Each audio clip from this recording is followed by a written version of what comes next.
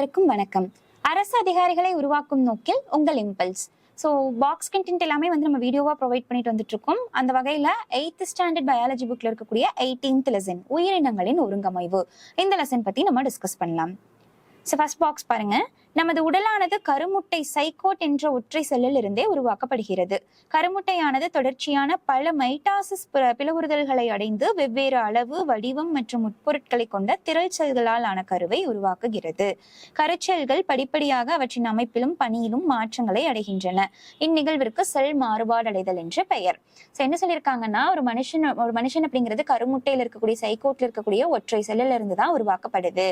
அதுக்கப்புறம் எப்படி நம்ம பாடியில் இருக்கக்கூடிய இவ்வளவு செல்கள் உருவாகி இருக்கும் அப்படின்னா, அந்த இடத்துல மைட்டாசிஸ் பிளவுறுதல் அப்படிங்கிற பல செல் பிளவு அப்படிங்கிறது வந்து நடந்திருக்கு.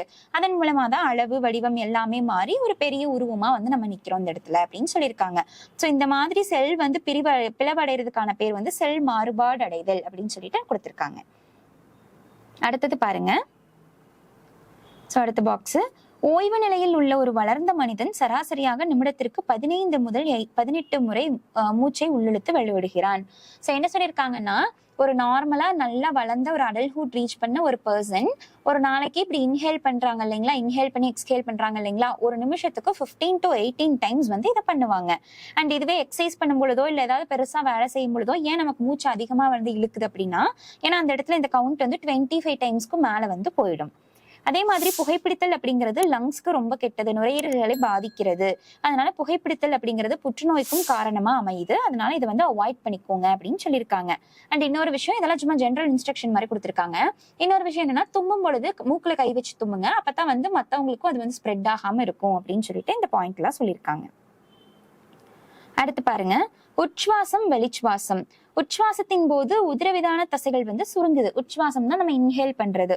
இதுவே உதிரவிதான தசைகள் மீட்சி அடைகின்றன எப்போனா வெளிச்சுவாசத்துல. எக்ஸ்ஹேல் பண்ணுவோம் இல்லைங்களா, உதிரவிதானம் கீழ் நோக்கி நகர்கிறது. இதுவே இந்த பக்கம் பாருங்க, மேல் நோக்கி நகர்கிறது.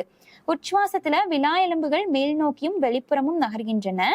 வெளிச்சுவாசத்துல விலா எலும்புகள் கீழ் நோக்கி நகர்கின்றன. உச்சுவாசத்தில் மார்பறையின் கொள்ளளவு அதிகரிக்கிறது.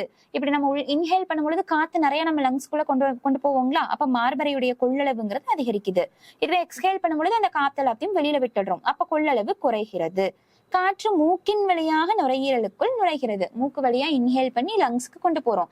இதுவே வந்து எக்ஸ்ஹேல் பண்ணும்போது என்ன பண்ணுவோம், லங்ஸ்ல இருந்து மூக்கு வழியா கொண்டு வந்து வெளியில விட்டுருவோம். சோ அந்த பாயிண்ட்ஸ் தான் வந்து இந்த இடத்துல டிஃபரன்ஸ் பண்ணி சொல்லியிருக்காங்க, டிஃபரன்ஷியேட் பண்ணி. அடுத்தது பாருங்க, பரவல் முறையின் மூலம் உணவுப் பொருட்கள் செரிமான நொதியுடன் கலக்கின்றன. செரிமான நொதியுடன் உணவுப் பொருட்கள் கலப்பறது வந்து பரவல் அப்படிங்கிற முறை மூலமா கலக்குதுன்னு சொல்லியிருக்காங்க. சுவாச வாயுக்களான ஆக்சிஜன் மற்றும் கார்பன் டை ஆக்சைடு போன்றவை ரத்தம் மற்றும் திசு தாவரங்களுக்கு இடையிலும் திசுத்திரவம் மற்றும் செல்களுக்கு இடையிலும் பரவல் மூலம் மாற்றம் அடைகின்றன. ரத்தத்திலிருந்து திசுத்திரவத்துக்கும் அடுத்து திசுத்திரவத்திலிருந்து செல்களுக்கும் வந்து பரவல் மூலமா தான் இந்த oxygen and carbon di oxide இது எல்லாமே வந்து பரிமாற்றம் அப்படிங்கறது அடையுது அப்படின்னு சொல்லியிருக்காங்க. அடுத்து பாருங்க, காற்றுள்ள சுவாசம், காற்றில்லா சுவாசம். காற்றுள்ள சுவாசம்னா ஆக்சிஜன் இருக்கிற சிச்சுவேஷன்ல நடக்கிறது காற்றுள்ள சுவாசம். ஆக்சிஜன் இல்லாத டைம்ல நடந்துச்சுன்னா அதை காற்றில்லா சுவாசம் அப்படின்னு சொல்லுவோம். CO2 மற்றும் நீர் ஆகியவை விளைபொருட்களாக கிடைக்கின்றன. இந்த ரியாக்ஷன்ல விளைபொருளா, அதாவது நமக்கு கிடைக்கிறது என்னவா இருக்கும்னா CO2வும் நீருமா இருக்கும்.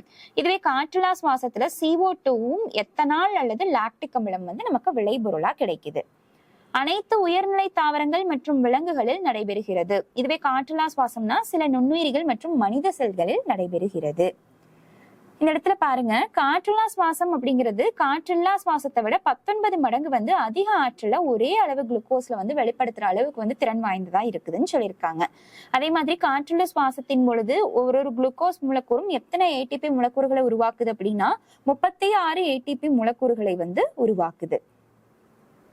ஒருவர் உணவு சாப்பிட்டதற்கு 12 to 18 மணி நேரத்திற்கு பின் மிதமான வளிமண்டல சூழலில் முழுமையான ஓய்வு நிலையில் இருக்கும் பொழுதும் அவருக்கு குறைந்த அளவிலான ஆற்றல் தேவைப்படும். அந்த ஆற்றலே அடிப்படை வளர்சிதை மாற்றம். அதாவது என்னன்னு பண்ணி பாத்தீங்கன்னா ஃபுல்லா ஒருத்தர் வந்து சாப்பிட்டு முடிச்சிட்டாரு, அதுக்கப்புறம் வந்து ஒரு 12 to 18 ஹவர்ஸ் கழிச்சு ஒரு நார்மலான வந்து ஒரு அட்மாஸ்பியர்ல வந்து இருக்கிறாருன்னா, எந்த வேலையுமே செய்யாம அவர் வந்து ரெஸ்ட்லயே இருந்தாலும் அந்த இடத்துல பாடி வந்து கொஞ்சம் எனர்ஜி தேவைப்படும். அந்த எனர்ஜிக்கு பேரு தான் வந்து என்னன்னா வளர்சிதை மாற்றம் அப்படின்னு சொல்லியிருக்காங்க. இப்ப நம்ம எந்திரிச்சு நடக்கணும்னா நமக்கு எனர்ஜி தேவைப்படும். உட்கார்ந்தே இருக்கிறதுக்கு ஏதாவது தேவைப்படுங்களா? கண்டிப்பா நம்ம சாப்பிட்டு முடிச்சதுக்கு அப்புறம் 12 to 18 ஹவர்ஸ் கழிச்சுன்னா அதுக்கும் எனர்ஜி தேவைப்படும் அப்படின்னு சொல்லியிருக்காங்க இந்த இடத்துல. ஸோ இதோட இந்த லெசனுடைய பாக்ஸ் கண்டென்ட் அப்படிங்கிறது முடியுது. இந்த மாதிரி மோர் இன்ஃபர்மேட்டிவ் வீடியோஸ் நாங்கள் கண்டினியூஸாக அப்லோட் பண்ணிக்கிட்டே இருப்போம். இதை பற்றின டீடைல்ஸ் தெரிஞ்சுக்கிறதுக்கு இம்பல்ஸ் டிஎன்பிஎஸ்சி அப்படிங்கிற டெலிகிராம் சேனலை ஃபாலோ பண்ணிக்கோங்க. அண்ட் இம்பல்ஸ் கோச்சிங் இன்ஸ்டியூட் அப்படிங்கிற யூடியூப் சேனலையும் மறக்காம சப்ஸ்கிரைப் பண்ணிக்கோங்க. Thank you all.